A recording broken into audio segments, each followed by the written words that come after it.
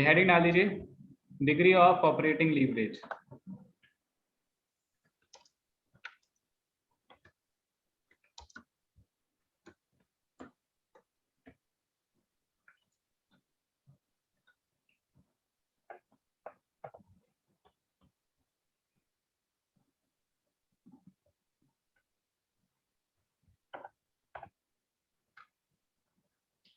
Basically, the degree of operating leverage is defined as the percentage change in the earning before interest and taxes relative to a given percentage change in sales.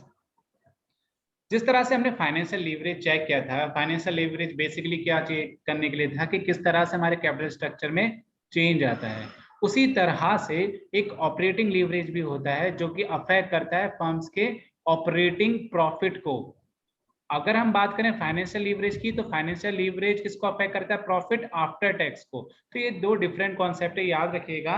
मैं फिर से repeat कर रहा हूं, note कर लीजिए कि जो ऑपरेटिंग लीवरेज है वो फर्म की EBIT, earning before interest and taxes को अफेक्ट करता है, जबकि फाइनेंशियल लीवरेज अफेक्ट करता है प्रॉफिट आफ्टर टैक्स, पीएटी, या हम कह सकते हैं अर्निंग पर शेयर को। ओके, अब डिग्री ऑफ ऑपरेटिंग लेवरेज की डेफिनेशन की अगर थ्रू हम जाएं तो इसकी डेफिनेशन क्या है कि percentage change in earning and percentage change in sales के बीच जो रिलेशनशिप चेक की जाती है उसको बोला जाता है डिग्री ऑफ ऑपरेटिंग लीवरेज। इसको हम जनरली DOL भी बोलते हैं न्यूमेरिकल पॉइंट ऑफ व्यू से, और इसका जो फॉर्मूला हम लगाते हैं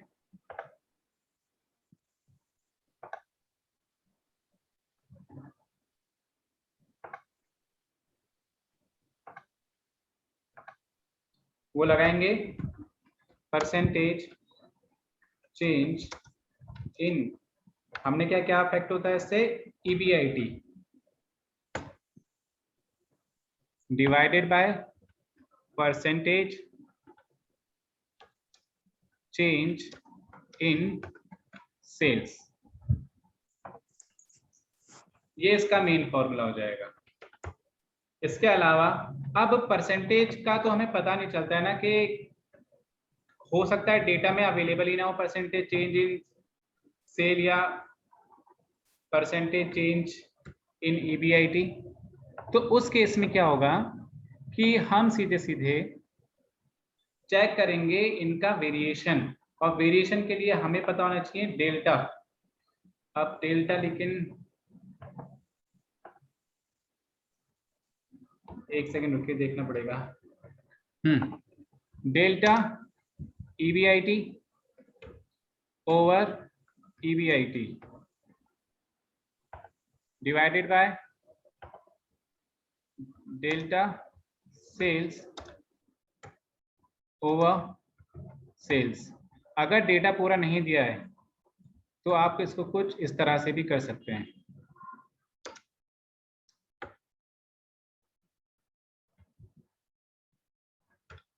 सेल्स।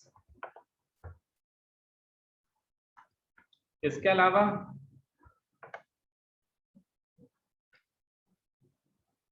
इतना समझ में आ गया, ये दो फॉर्मूले इतना सबको समझ में आ गया है? बच्चों बताते रहो तभी पता चलेगा, तभी आगे हम कुछ करेंगे।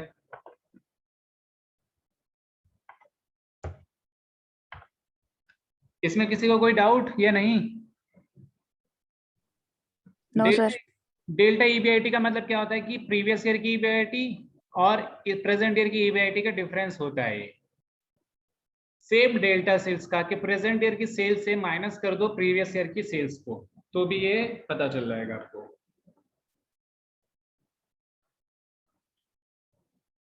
और किसी को कोई डाउट? No sir. ओके, इसके अलावा ईबीआईटी अगर नहीं दिया है इसमें तो हम वो भी कैलकुलेट खुद से ही कर सकते हैं। अब वो कैसे करेंगे ये भी देख लेते हैं। एक सेकंड रुकिए।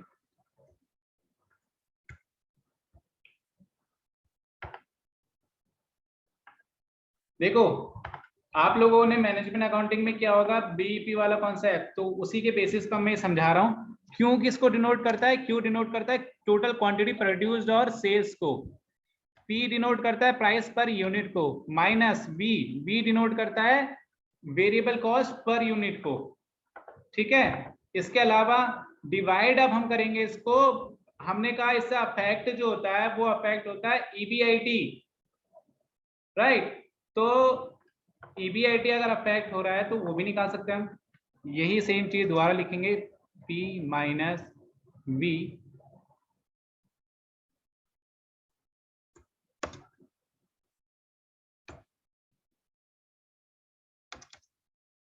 माइनस F, ये फॉर्मूला हो जाएगा।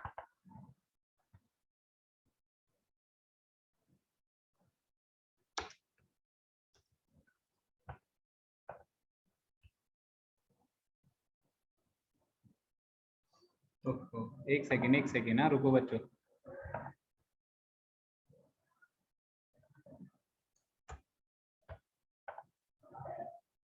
माइनस F, अब ठीक है।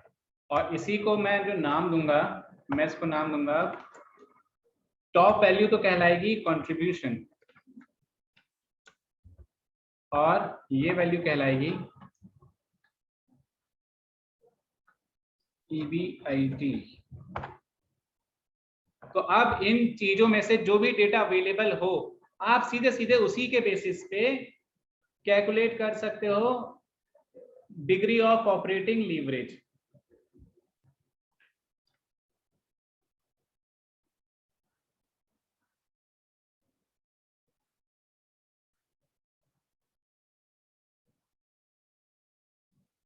जल्दी से नोट कर लो इसको।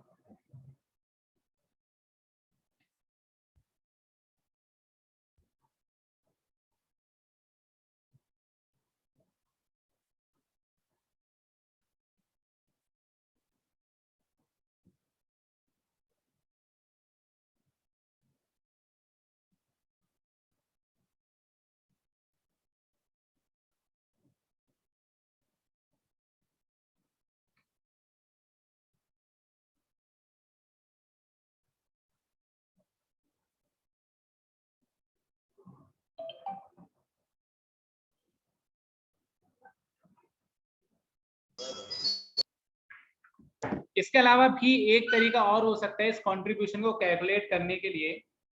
किस तरह से कर सकते हैं हम यहाँ पर,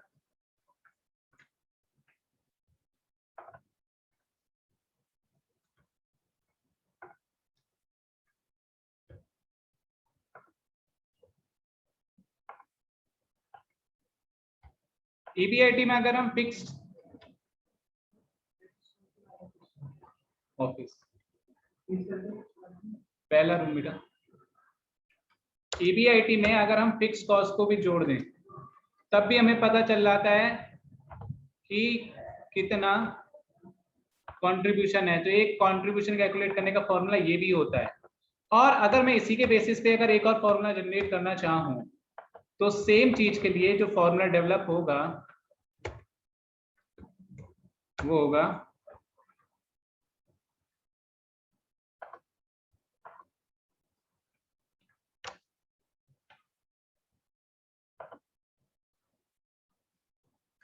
ये। इनमें से अब मैंने आपको इतने ढेर सारे फॉर्मूले बता दिए हैं, आपको जो ठीक लगे आप वो करिएगा इसमें से।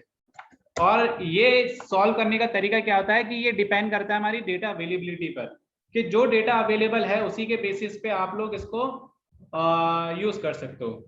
अब जल्दी से एक क्वेश्चन में दिखा रहा हूं, आप लोग एक क्वेश्चन नोट कीजिए।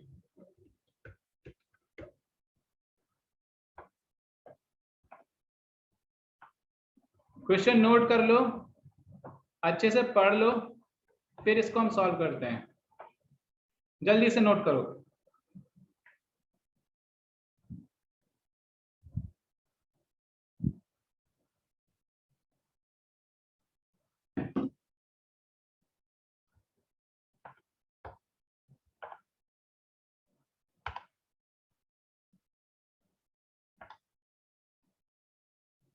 जब कर लोगे बता देना, फिर हम आगे स्टार्ट करते हैं।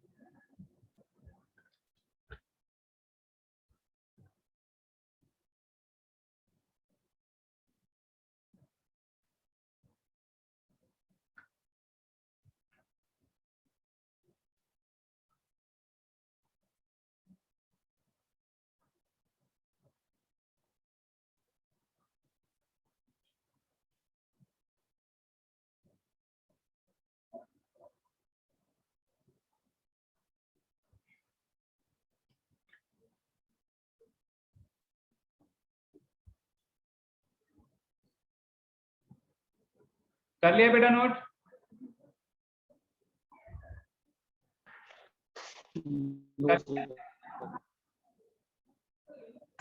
स्टार्ट करें सॉल्व करना इसको।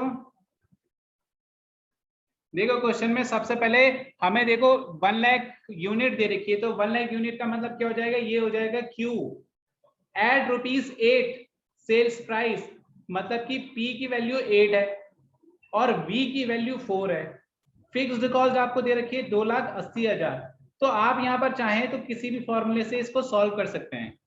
ठीक है, हटा दो अब इसको स्क्रीन पे से, जल्दी बताओ। Yes sir. ठीक है, अब इसमें हम कौन सा फॉर्मूला लगा सकते हैं, ये कैसे चेक किया जाए? तो हम बच्चों इसमें जो फॉर्मूला लगाएंगे ना वो ये वाला लगाएंगे। अब बाकी फॉर्मूले में मैं हटा देता हूं।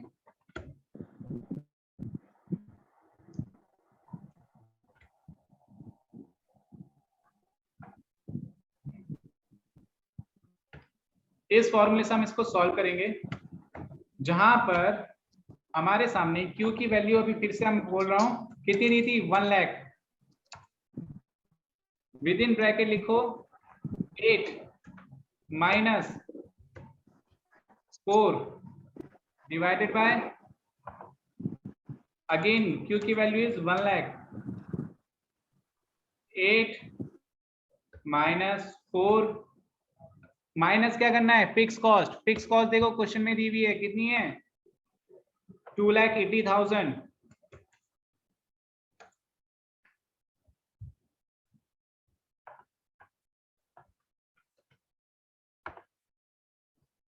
सॉल्व कर दो इसको, तो ये न्यूमेरेटर में कितना आ जाएगा, न्यूमेरेटर में हो जाएगा 4 lakh divided by 4 lakh minus 2,80,000 will be 1,20,000।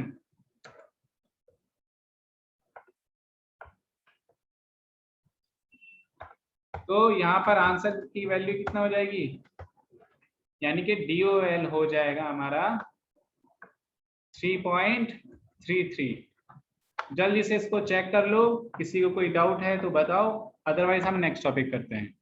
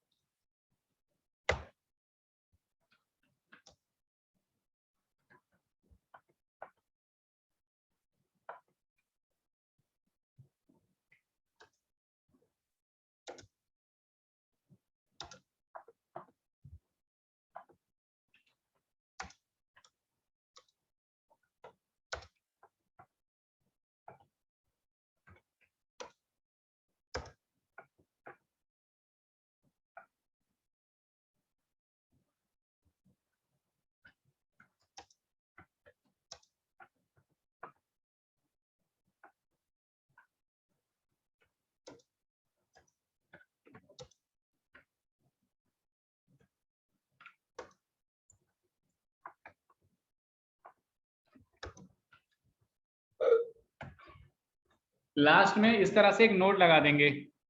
इसका मतलब क्या होगा कि अगर कंपनी की सेल्स एक टाइम भी बढ़ती है, एक बार भी बढ़ेगी, तो उसके बदलने से हमारा EBIT जो है वो 3.33 टाइम्स बढ़ जाएगा।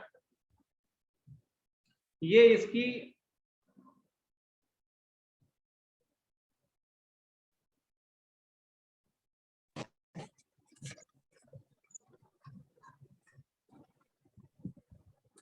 इतना समझ में आ गया सबको?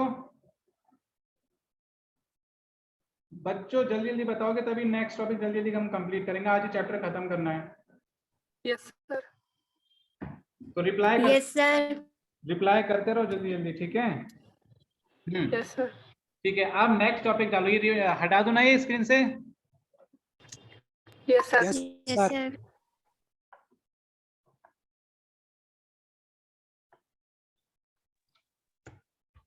नेक्स्ट टॉपिक,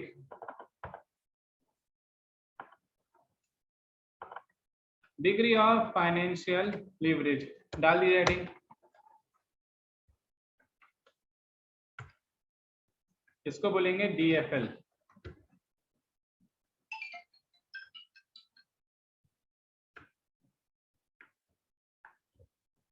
अब जो हमने जितना भी डिस्कशन कल किया था उसको निकालने का तरीका यहीं पर से हमें पता चलेगा। तो यहां पर हम कर देंगे, पहला इससे अफेक्ट क्या होता है, सबसे पहली चीज हमें ये याद रखनी है। तो इससे अफेक्ट होता है हमारा EBIT और EPS, ये दो चीजें अफेक्ट होती हैं। तो यहां पर हम कर देंगे percentage change in EPS divided by percentage change in EBIT, पहला फॉर्मूला। और उसका रीजन क्या है, क्योंकि फाइनेंशियल लीवरेज मींस डेट में डेट को कैपिटल स्ट्रक्चर में इन्वॉल्व करने से हमारे कैपिटल स्ट्रक्चर में चेंज क्या आता है कि हमारे शेयर होल्डर का EPS बढ़ जाता है। अगर आपको ये फॉर्मूले के लिए अवेलेबल डेटा नहीं मिल रहा है तो आप सिंपली क्या कर सकते हो, ये भी चेक कर लेते हैं।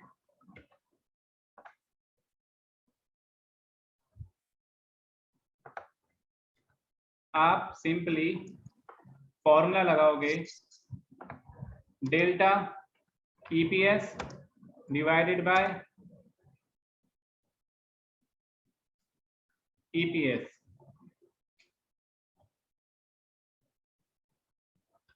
और यहां पर आ जाएगा डेल्टा EBIT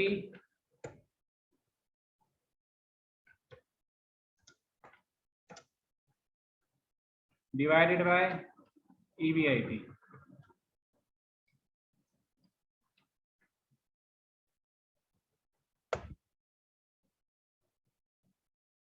इसके बाद ठीक ठाक क्या चल रहा है? क्लास इसके बाद EPS जो है, अगर डेटा ये भी अगर पूरा नहीं दिया है तो हम क्या कर सकते हैं, EBIT के बेसिस पे भी इसको कैलकुलेट कर सकते हैं। EBIT कैसे निकाली जाती है वो आपको पता ही है, लेकिन मैं आपको दूसरा फॉर्मूला बता देता हूँ EBIT के बेसिस पे सॉल्व कैसे किया जाएगा।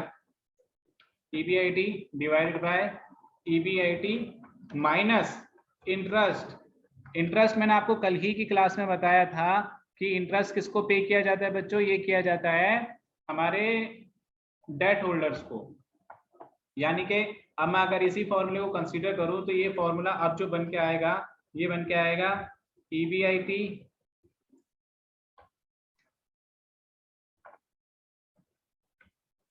Divided by PBT। PBT का मतलब होता है बच्चों profit after tax, sorry profit before tax. और अब इसी के बेसिस पे एक फॉर्मूला बन के आ सकता है, वो बन के आ सकता है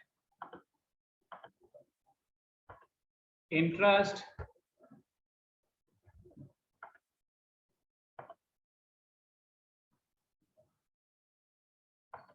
divided by PBT।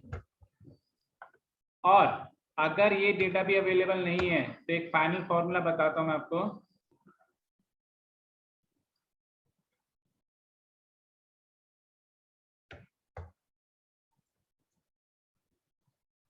Final formula जो हम इक्वेशन बेसिस पे करेंगे, QS माइनस V, इससे क्या पता चल रहा है, I mean P minus V, इससे क्या पता चल जाएगा, इससे पता चल जाएगा कंट्रीब्यूशन। और अगर हम इसमें से F माइनस कर देंगे तो ये आप बन गया EBIT earning before interest and taxes. फिर दोबारा से QP minus V minus F minus interest, ये फाइनल इसका एक फॉर्मूला हो सकता है।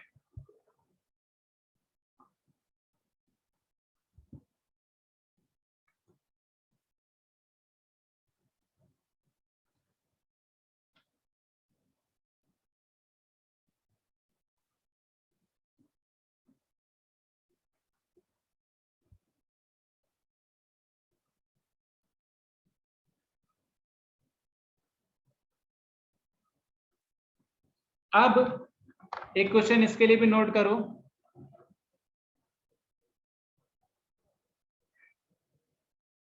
इसके लिए क्वेश्चन नोट करो बच्चों।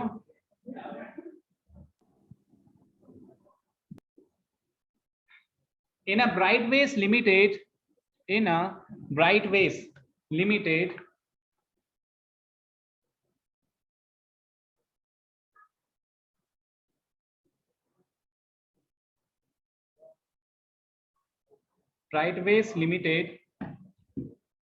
the present year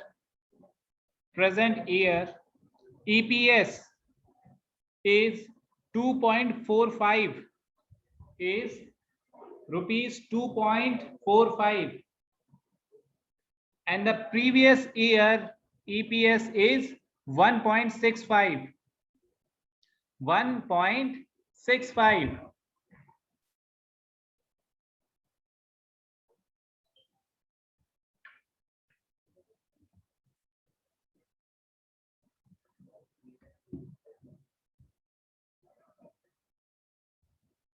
The present year profit or EBIT is rupees 1,60,000,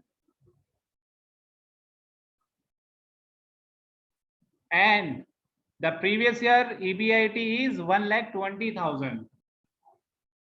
Calculate the degree of financial leverage. Calculate the degree of financial leverage.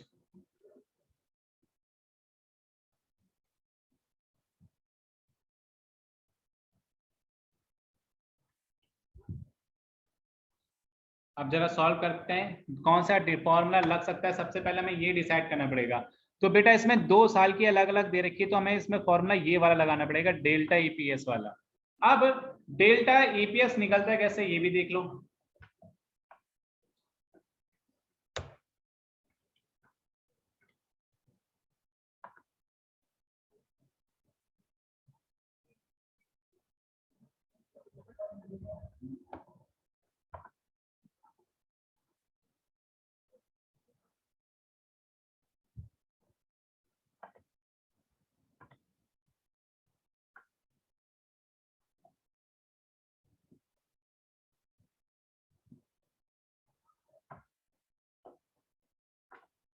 Delta EPS निकलेगा पिछले साल का EPS, that is 2.45 minus present year का 1.65 divided by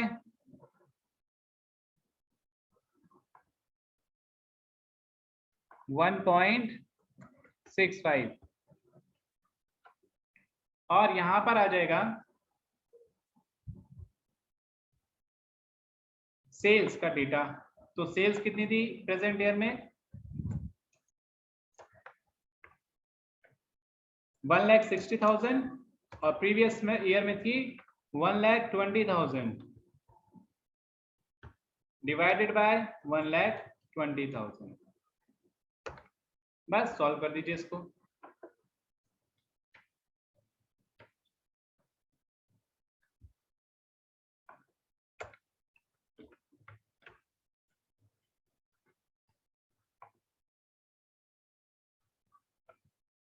numerator में आ जाएगा 0.485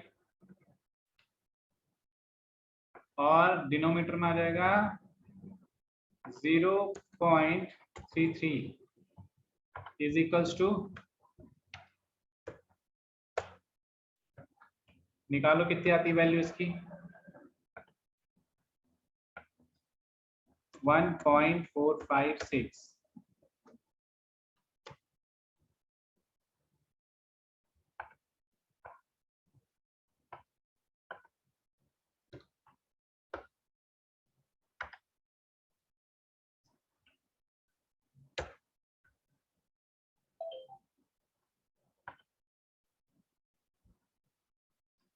और इसमें भी एक कंक्लूजन लिखना होगा, this implies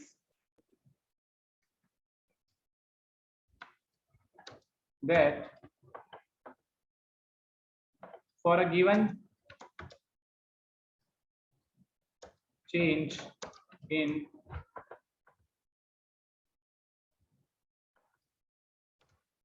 EBIT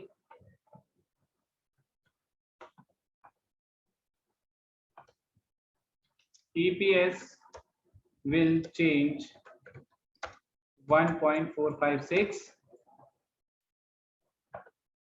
times, note कर लीजिए इसको इसी तरह से।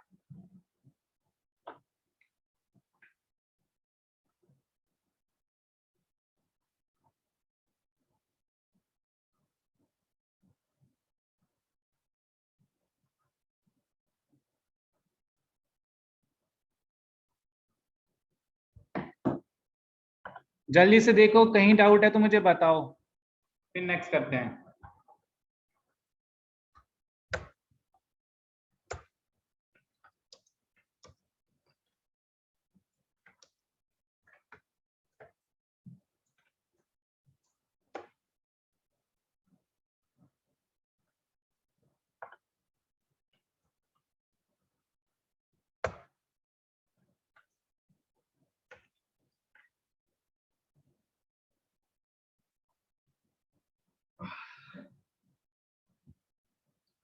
बच्चों बताते भी रहो अगर कंप्लीट हो गया है तो। कहीं कोई डाउट है? यस सर, कंप्लीट हो गया।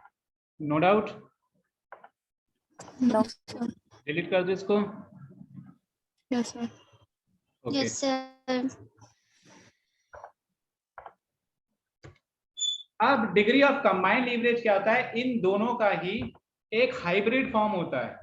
हाइब्रिड अगर फॉर्म अगर हम इसको कह रहे हैं तो इसको पहले तो लिखेंगे degree of combined leverage, that means DCL is equals to, that will be DOL multiply by TFL। ये इसका फॉर्मूला रहेगा मेन। अब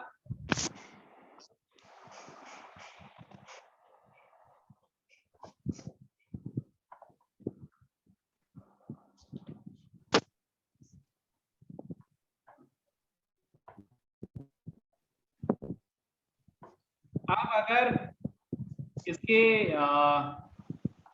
पहले के फॉर्मूलों के बेसिस पे अगर हम जाएं तो देखते रहो आप, पहले का फॉर्मूला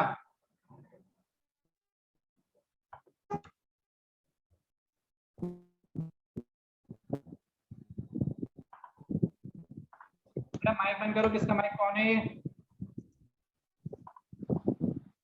माइक बंद कीजिए, किसका खुला हुआ है माइक?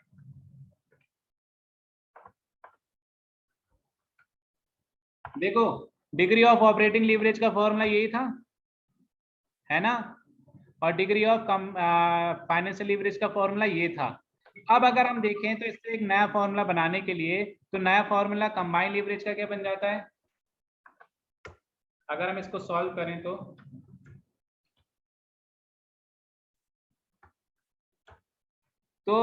EBIT से EBIT कैंसिल हो जाएगी और डिवाइडेड में आ जाएगा सेल्स। तो इसके लिए पहला जो फॉर्मूला हो जाएगा percentage change in EPS divided by percentage change in sales.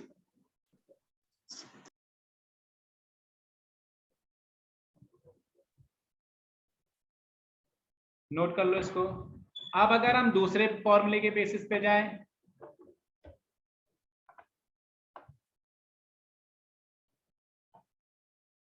इसको मैं यहां से डिलीट कर रहा हूं, नोट कर लिया ना सबने? जल्दी बताइए, फिर मैं डिलीट यस यस सर। कर लिया ना, Yes. डिलीट कर दूं? Yes, sir. दूसरे यस फॉर्मूले के सर। बेसिस पे अगर जाएं तो पहला जो फॉर्मूला था ऑपरेटिंग लीवरेज का, वो क्या था कि delta EBIT divided by delta EBIT, और यहाँ पर आ जाएगा सेल्स और यहाँ पर भी सेल्स। तो इनके बेसिस पे नया फॉर्मूला क्या बन के आ रहा है? आप देखो, EBIT से अगेन EBIT कैंसिल हो रही है, तो नया फॉर्मूला हो जाएगा सेल्स। एक फॉर्मूला ये हो जाएगा। कर लिया ये नोट? Yes sir. ओके। अब अगर हम मेन फॉर्मूला देखें,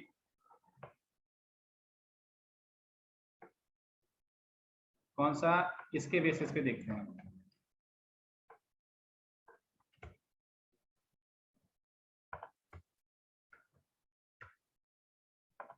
तो यहाँ पर Q माइनस PV था सिर्फ, और यहाँ पर सिर्फ ये था। तो अब अगर इसके बेसिस पे अगर हम जाएं तो यहाँ पर क्या नया फॉर्मूला बन के आएगा,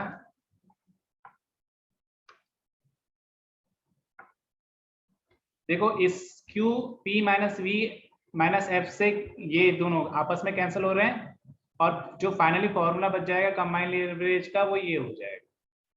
मैं इतने सारे फॉर्मूला आपको इसलिए बता रहा हूँ कि अगर क्वेश्चन में कोई सा भी डेटा आ जाए तो आप फेल ना हो, आप क्वेश्चन तो अटेम्प्ट कर ही लोगे।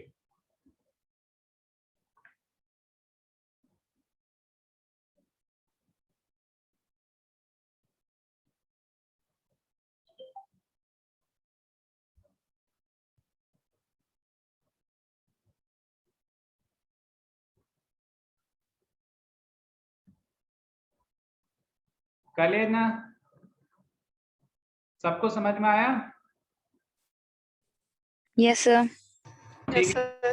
अब आपने अभी तक क्या निकाल के रखा था यहाँ पर, अब एक लास्ट फॉर्मूला और बता देता हूँ मैं आपको, वो बताएंगे हम।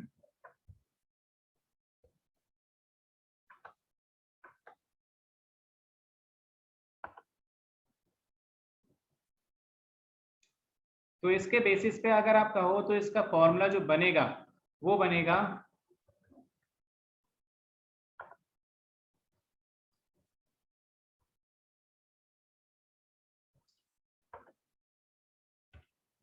कंट्रीब्यूशन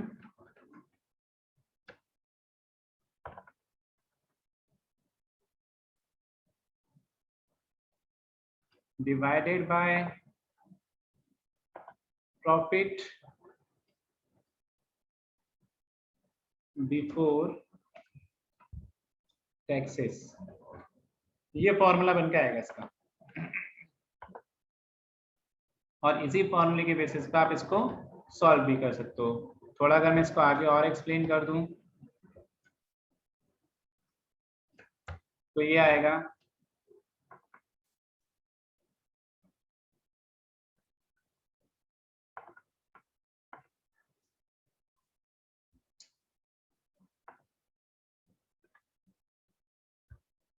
ये आप फॉर्मूला बनेगा EBIT में अगर हम एक सेकंड, EBIT में अगर हम फिक्स कॉस्ट को जोड़ दें तो भी वो क्या बनाते हैं, वो बनाते हैं कंट्रीब्यूशन और डिवाइड कर देते हैं प्रॉफिट बिफोर टैक्स से। और अगर इसके बाद भी अगर आपको एक और फॉर्मूला इसके लिए डेवलप करना है तो ये हो सकता है गिवन फैक्ट के बेसिस पे PBT plus interest plus fix cost divided by PBT, and at last 1 plus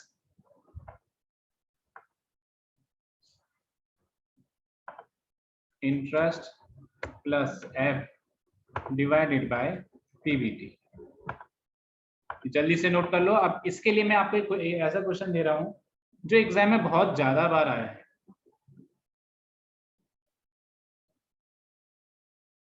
इसको नोट करो, फिर मैं लिखवा रहा हूं आपको क्वेश्चन, जल्दी से नोट करो।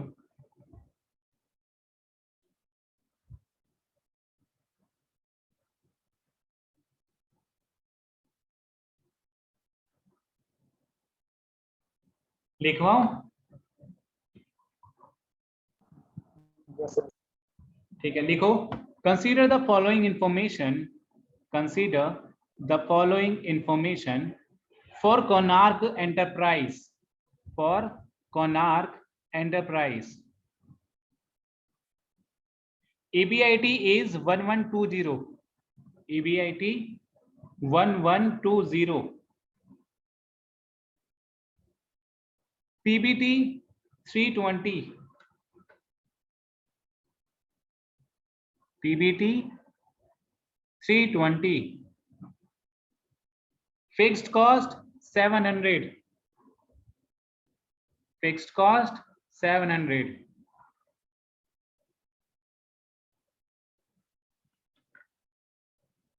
आप एक लास्ट में लाइन लिखिए, calculate percentage change in earning per share if sales increased by 5%.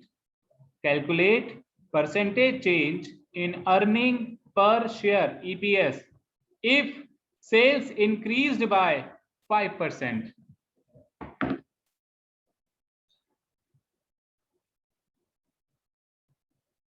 जल्दी से स्टार्ट करके मुझे आंसर बताओ, और अगर कहीं सर कुछ पूछना है आपको तो आप वो भी पूछ सकते हो। कहीं डाउट हो रहा है अगर इस क्वेश्चन में तो मुझे बताइए।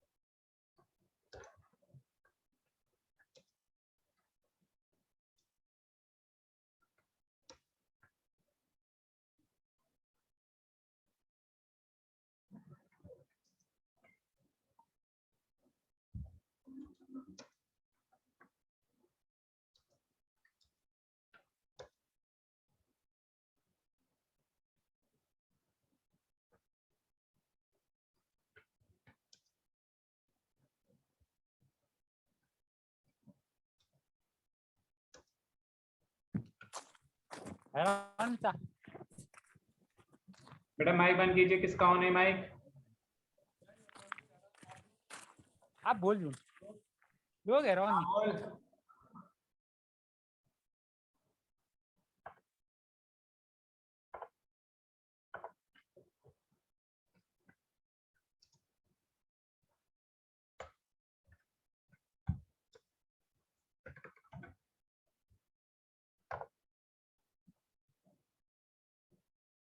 किसी का है कुछ आंसर?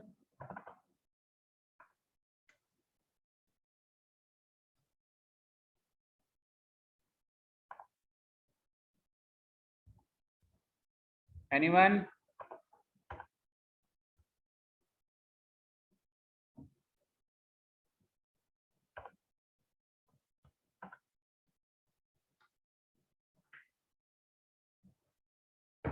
देखो सबसे पहले इसमें निकालना क्या है, पहला पॉइंट जो है कैलकुलेट करने के लिए यहाँ पर हमें सबसे पहले पता होना चाहिए कि DOL क्या है। तो DOL के लिए आप कौन सा फॉर्मूला लगाओगे? DOL के लिए हम सिंपली लगा सकते हैं कंट्रीब्यूशन डिवाइडेड बाय PBIT। और इसी के लिए मैंने आपको बताया था कि इसको हम ऑल्टरनेटिवली कैसे यूज कर सकते हैं। अगर गिवन फैक्ट दिए हो तो EBIT plus fixed cost divided by EBIT। तो यहाँ क्वेश्चन में देखो ये सारी चीजें आपको गिवन ही हैं,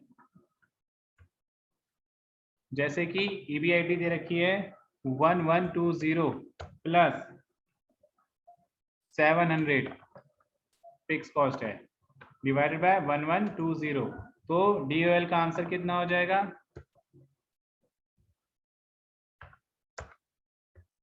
DOL का आंसर हो जाएगा 1.625। नेक्स्ट हम निकालेंगे degree of financial leverage. Degree of financial leverage के लिए जो फॉर्मूला मैंने आपको बताया था वो था EBIT डिवाइडेड बाय PBT। और इसकी गिवन वैल्यूज क्या है ये भी देख लो। EBIT दी है 1120, PBT दी है 320। तो 1120 divided by 320 what will be? That will B 3.5। Next हमें निकालना है DCL degree of combined leverage. तो डिग्री ऑफ ऑपरेटिंग लीवरेज को अगर हम मल्टीप्लाई कर दें DFL से, तब भी तो ये कैलकुलेट हो ही जाता है। तो वैल्यू क्या थी 1.625 थी इसकी, इंटू 3.5 है DFL की। तो आंसर क्या हो जाएगा यहाँ पर, चेक करो 5.68 5.6875। ठीक है। अब ये तो रहे हमारे ऑपरेटिंग लीवरेजेस। अभी हमारा मेन आंसर नहीं आया, लेकिन क्योंकि मेन आंसर में हमसे पूछा क्या गया था, जरा लास्ट लाइन पढ़ो बच्चों सब लोग एक बार ध्यान से। ये मैं लिखवा रहा हूँ, आप लोगों को समझ में नहीं आने वाला है अदरवाइज। लास्ट लाइन जल्दी ध्यान से पढ़ो एक बार, क्या दे रखा है, calculate percentage change in earning per share if sales increase by 5%। मतलब वो ये जानना चाह रहा है कि अगर हमारी सेल्स 5% से बढ़ जाए तो उससे ईपीएस पर क्या प्रभाव आएगा। ठीक है, तो सबसे पहले हम यहाँ पर लिखेंगे चेंजेस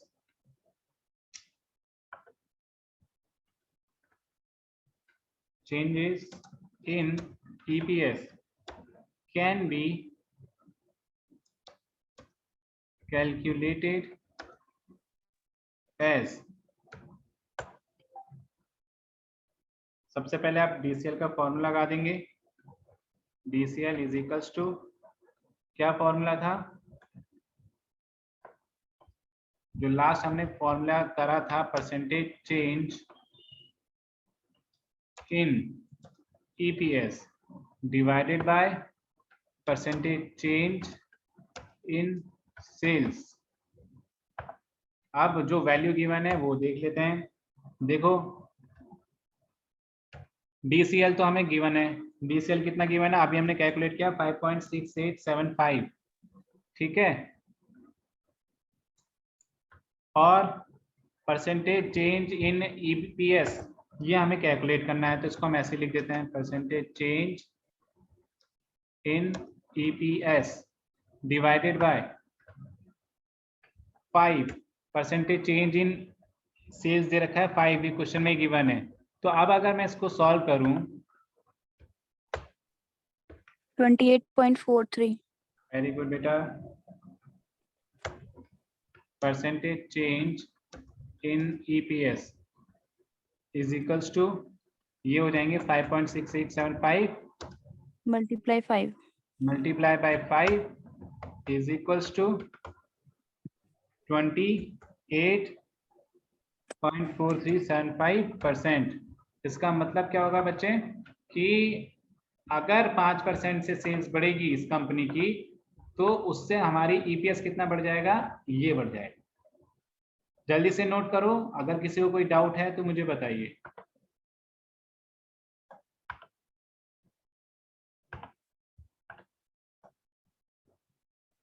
यूनिट 3 भी कंप्लीट हो गई है। अब हमारे पास सिर्फ 2 टॉपिक रह गए हैं आपका सिलेबस कंप्लीट करने में, और सारे न्यूमेरिकल मैंने करा दिए हैं। तो पेपर में आप लोग करके आइएगा, बाद में कोई भी ये बच्चा नहीं बोलेगा कि मैंने नहीं कराया, क्योंकि हमने ये वीडियो लेक्चर्स रिकॉर्ड भी किए हुए हैं। ठीक है, और इसी वजह से मैं आपके ये वीडियो लेक्चर्स जो है आपको व्हाट्सएप ग्रुप में डालता हूँ कि ताकि अगर एग्जाम टाइम में अगर आपको कोई प्रॉब्लम हो तो आप इनसे रिवीजन भी कर सकोगे। तो हम लोग अपनी तरफ से पूरा एफर्ट कर रहे हैं बच्चों, लेकिन आप लोग अब पढ़ाई भी करिए। ये बहुत डिफिकल्ट पेपर रहता है हमेशा फाइनेंशियल मैनेजमेंट, लेकिन अगर आप थोड़ा सा टाइम दे दोगे तो आप इसमें अच्छा स्कोर कर सकते हो। Okay, yes sir. और को कोई डाउट इसमें, प्रॉब्लम में नहीं है? सर पेपर कब से है? बेटा स्कीम तो 1 सितंबर से आ गई है, आप लोगों ने यूनिवर्सिटी की साइट पे देखो। सर एग्जामिनेशन फॉर्म तो हमने भरे ही नहीं अभी। क्या सर एग्जामिनेशन फॉर्म तो भरे ही नहीं गए। तो आएगा अभी तो 15 दिन है पूरे के पूरे, लेकिन आप लोग अपनी तैयारी पूरी करके रखो। कोर्स तो देखो, कोर्स कंप्लीट कराने की जिम्मेदारी मेरी है, मैं पूरा आपका पहले ही खत्म कर दूंगा कोर्स एग्जाम से पहले। ठीक है, उसके बाद अगर किसी को कोई डाउट भी होगा तो रिवीजन भी कर लेंगे, लेकिन कंडीशन बस। एनवायरनमेंट का भी अभी होगा क्या पेपर?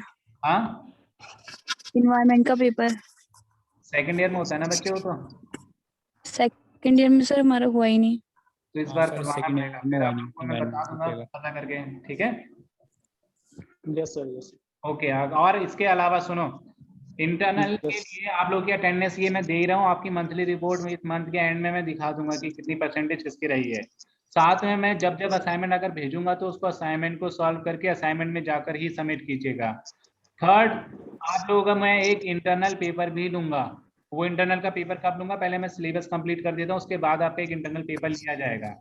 तो आप लोग पढ़ाई करते रहिए, कोई डाउट होगा तो मुझसे पूछिएगा। ओके, तो आज के लिए इतना ही करते हैं। हाँ हाँ बेटा बताओ। सर असाइनमेंट में बस न्यूमेरिकल है या थ्योरी पे भी कुछ लिखना है? बेटा देख, जितना असाइनमेंट जरूरी है उतना मैं भेजता जा रहा हूँ, उसको करते रहो। अगर थ्योरी की जरूरत होगी तो मैं भेज दूंगा इसी में, ठीक है। जी सर। मेनली वैसे ये है, आपकी क्लास से पता चल ही जाता है कि कौन बच्चा कितना पार्टिसिपेट कर रहा है, किसको कितना समझ में आ रहा है। तो ये ध्यान रखिए कि इस क्लास के बेसिस पे आप लोगों को मार्क्स जरूर दिए जाएंगे, जितने बच्चे आ रहे हैं और वो कितना पार्टिसिपेट कर रहे हैं क्लास में। ओके जी सर, चलो, okay bye, thank you. thank you so much sir, thank you sir. have a nice